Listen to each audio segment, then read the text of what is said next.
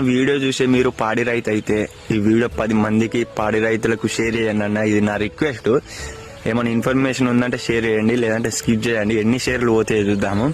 అయితే అన్న మెయిన్ గా చెప్పాల్సింది ఏంటంటే డైరీ ఫార్మ్ సక్సెస్ అంటే చాలా మంది మనం ఎక్కువ పాలు పోస్తే అది సక్సెస్ అనుకుంటారు, కానీ అది రాంగ్ అన్న. ఎందుకంటే ఎక్కువ పాలు పోయాలి, మన దగ్గర ఉన్న పుట్టిన లాయలని ఎదిగేటట్టు చేసి వాటిని పెద్ద చేయాలి, అది సక్సెస్ అంటారు. ఎట్లా అంటే ఇప్పుడు మన దగ్గర ఒక దూడ లాగే పుట్టింది మంచిది, దాన్ని ఏం చేస్తారంటే పాలిష్ పెట్టకుండా దాన్ని చంపేస్తారు. లేదా ఒకవేళ అది అదృష్టం బాగుండి బతికినా సరే అది ఈటుకు రాదు. ఒకవేళ ఎన్నిసార్లు ఈటుకు వచ్చినా కట్టదు, ఎందుకంటే దాని గర్భసంచి అనేది అభివృద్ధి కాదు. అప్పుడు నువ్వు పాలిష్ పెళ్ళి అలాగే డీవార్మింగ్ చేసుకోవాలి, అలాగే దానికి ఎదుగుదల వచ్చినప్పుడు నట్టల మందులు వేయాలి, దానాలు పెట్టుకోవాలి. అదంతా సోదేంది. కానీ మన వాళ్ళు ఏం చేస్తున్నారంటే కట్టేస్తారు చెట్ల కింద అయిపోయాయి, పాలిష్ పెట్టరు ఏమి పెట్టరు, లీటర్లు వేయాలని పోటీలు పడి పాలిష్ పెట్టకుండా పోస్తారు.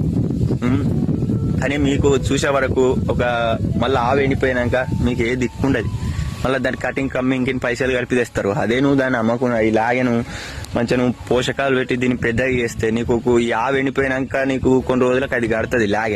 ఇలాగే తల్లి మళ్ళీ ఇంకో ఈత కాకుండా ఇంకో ఈతకు 2 ఒకసారి ఇంతాయి. అదే అన్న సక్సెస్ అనేది.